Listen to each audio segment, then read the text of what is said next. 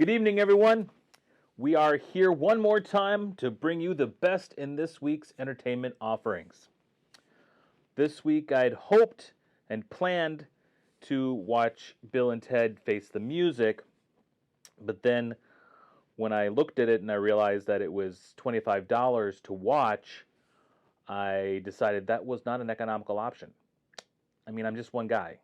If I'd been like a family of four, and renting it for the whole house and everybody can watch it if they want to, that's a much better economical choice because, with ticket prices, individual ticket prices, $10 a person, that's like $40 for an entire family to watch it. But for me, it would be $10, and that's about as much as I was willing to pay to watch something that I'm not sure I'm going to like.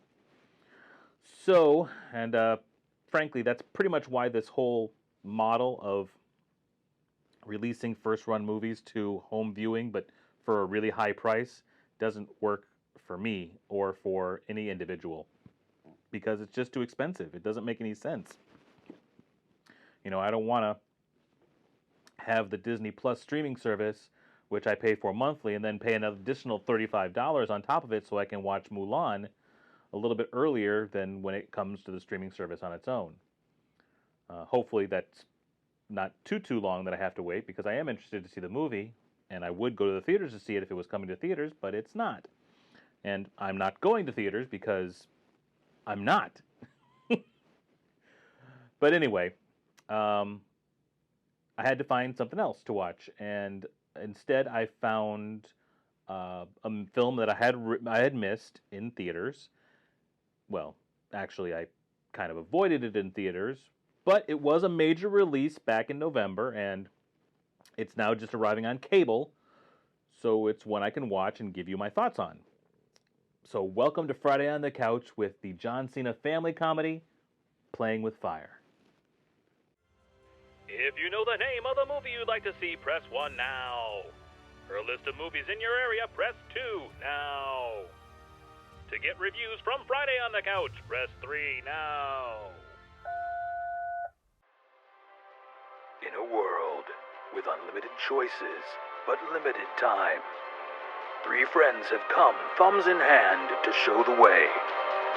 Have a seat, kick off your shoes, and join them for Friday on the Couch. For all that instances, some assembly required, do not try the stone. Why did you make us watch that? You knew what it was going to be like. I didn't know. I suspected, but... I knew. Well, you're brilliant and just all-knowing, and we all bow down to your cinematic wisdom. I don't bow. I had fun. You did? Yes. It had puppies and My Little Ponies, and it reminded me of Despicable Me. Even with the minions bringing the little girl Fluffy Unicorn.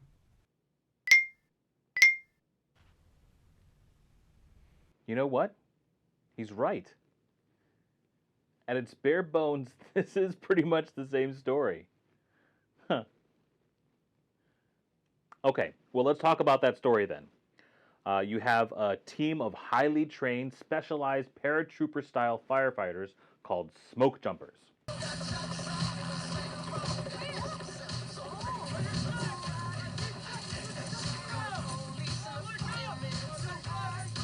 They're called to a location where they find 3 children whom they have to rescue from a secluded cabin on fire in the wilderness. But before they can fly the children to civilization, a storm blows in, grounding them and at their base station.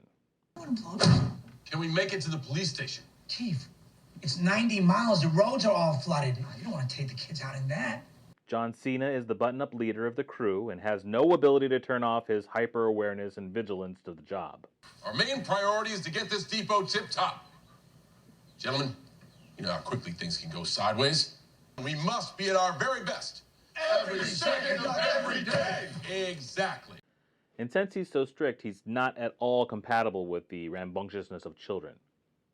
Of course, the kids cause havoc, but in the course of waiting out the storm and getting the kids back to where they truly belong, He and the other smoke jumpers, they fall in love with the kids, and the kids fall in love with them, causing the uptight firemen to find the fun in life and the chaotic kids to embrace a bit of discipline. It's a feel-good family story with the super duper mega everything works out for the best and the best of all possible worlds happy ending. That kind of ending is much more popular in the 90s than the extra bleak realism we're used to, even in the most family-oriented family movie today. So that was good. Our thoughts were that it had some really good elements.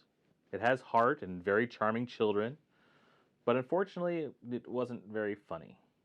Charming, yes, but I can't remember even one moment of chuckle, which says a lot with Keegan-Michael Key in a movie.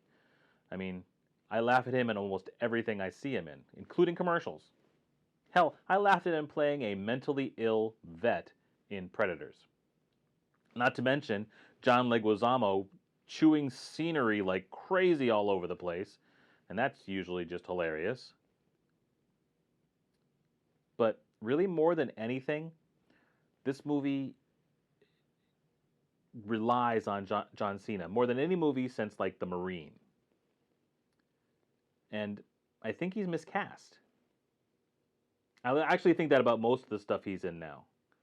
They tend to put him in the same like box with other former wrestlers like, Dwayne "The Rock" Johnson or Dave Bautista, who tend to play these kick-ass, slick action types, and they're suited to it, but John isn't suited to it.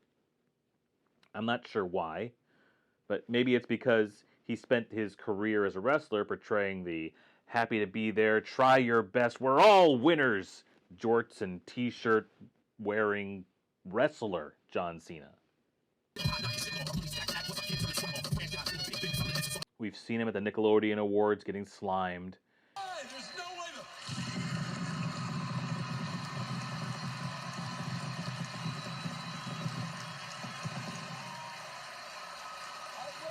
And we've seen him time and time again making dreams come true for Make-A-Wish kids. So seeing him try to play a tough, uncaring robot, emotionless man toward children just doesn't work. Also, I think casting him as a straight man is a mistake. His most successful roles have been where he's been playing a character role or taking the brunt of the comedy, unexpected places to see him. Whether they're situational comedy segments or whether it's just full on being bozo. Playing the drug dealer in Sisters with all the tattoos and everything, looking like, a jacked up version of Vanilla Ice. Or the new Vanilla Ice, Rob Van Winkle, Or playing Gustav in Tour de Pharmacy, which is great, by the way. You should see it if you're interested. It's about the comedy take on the Lance Armstrong, doping and cycling kind of thing. It plays like Best in Show, behind the scenes kind of. We're making a documentary, but this is a movie of them making the documentary. So you have the subject and the documentary, then your view from back here. Kind of an interesting filmic style, which makes it kind of fun. But he also played the father in Blockers, and in that movie, he's kind of straight, but he's the guy that's getting all the comedy done to him. He's taking the pratfalls. He is more Costello than Abbott. He's more Lewis than Martin. He's the comedy. Even in this movie, a little bit in the third act, as he starts to loosen up again a little bit and get a heart, he begins to show that he could have been funny in it if they'd given him more time with it. Him confusing the poop emoji for chocolate ice cream when trying to ask a woman out on a date is a particular moment that brought a smile to my face. Great, he doesn't love ice cream, right? Yeah, don't do that. That's wrong, little man. No. Don't lie to him. I think you're good. on the ice cream. Soup, did you just send that? Yeah. After watching this, I wonder what it would have been like to have Keegan and John switch each other's roles. Because my favorite performances of Keegan is in Pitch Perfect 2, where he's playing the very serious and unintentionally funny boss of Anna Kendrick. Okay, my people, check it out. This Dax with the tech guy. Did you call the tech guy? Yeah, I talked to him. Do you understand that everything else in my life works? Uh-huh. So I just need everything here to work too. Well, he said he was gonna call me back. Oh my God. You want me to call him now? Don't do it now. Okay. There we go. If he had had the button-up role and John Cena had been the eager assistant who appears out of nowhere to take care of anything that the commander needs. Imagination? Are you? That's the Santa Barbara fire. No. Lieutenant! He's not here. I think the comedy would have been full on then. Particularly when you juxtapose the size of the two, giving the authority to the one who's obviously not the alpha male. But what could have been? Anyway, the other performances are fine. 4-year-old Finley Rose Slater is adorable as Zoe. Pretty much in the same way as Agnes in Despicable Me is adorable. However, since she's not animated, there are obvious inconsistencies in her performance. That's hard to prevent in a very young performer. It's kind of hard to get them to focus all the time and not break character or whatever. Middle child Will is the precocious 8-year-old you'd expect causing mess and thinking flare guns are Nerf guns and you can fire them in the house. Hey guys, I found these cool Nerf guns. We can scat, cowboy. Those aren't Nerf guns! Put it down! Put it down! Whoa! Christian Convery delivers a passing performance. Tyler Mane of Sabretooth from the first X-Men movie fame gets handcuffed playing another character with no lines. I wonder what this guy sounds like that no one will let him talk. Maybe he has an accent. Who knows? But he has a scene where he's supposed to be shocking everyone with his amazing operatic singing voice after spending the whole movie not talking. But it was such a bad lip-syncing job. It distracted from any sense that it could have been funny. It just... Pony, what is friendship all about? My little pony, my little pony. And rounding out the cast is Brianna Hildebrand, another X-Men alumni by way of Negasonic Teenage Warhead from the Deadpool movies. The 24-year-old actress here playing the teen sister of the three siblings. Or the teen who is a sister in the three siblings. There's not 3 other siblings, it's just 3 siblings total, is what I'm trying to get at. Her performance wasn't bad, but her age was. She is far too old to be playing a role like this, particularly when they came in close and you could tell her maturity. There's one heartfelt scene where they're talking, John Cena and her are talking in the forest where they're alone. And if you turn down the sound and just kind of watch it without hearing the context, you'd think it was a romantic moment. And I'll say I do for the rest of my life. With all that I have, I do. And I will when the sky is falling. I promise you I'm all in, no turning back. That might speak more to my conditioning by Hollywood to accept older men with younger women, but nonetheless, she didn't and doesn't look like a teen girl. Arr!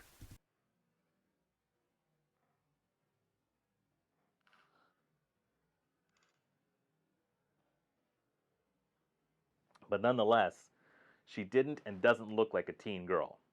There is some doubt to the kid's home situation and parentage, and because of her looking too old up until the reveal of what's actually happening, I was expecting and would have found it believable to find out that she was actually the mother of the other two. You know, some young, unwed, formerly teen mom, and she'd only been pretending to be the sister so they could con the foster care system. That would have been an amazing twist. You know, the mother looks young enough to be the sister and they can be taken care of in the foster system, but when the foster system wants to separate them, which is what they do, they have to run away and get caught in a fire where they're rescued by a hard-hearted fire chief whom she slowly falls for, but can't admit she's actually an adult woman for fear of losing her kids. Not really the super happy mega ending that everyone learns about family and love, but compelling as hell. Another one for the How I'd Make It Better file. The actual love interest is played by Judy Greer, who isn't given much to do, but what she is given, she does fine with. Truth is, I'm really glad he invited me. Yeah. I mean, it's not just because I'm the only woman in a 100-mile radius, right? I mean, no. I think he really likes you. So, to sum up, just like with Batista and My Spy, The Rock with the game plan, Hulk Hogan with Suburban Commando, Vin Diesel with the pacifier, and Arnold Schwarzenegger with Kindergarten Cop, this is that opportunity for John Cena to flex his way into the kids and family market.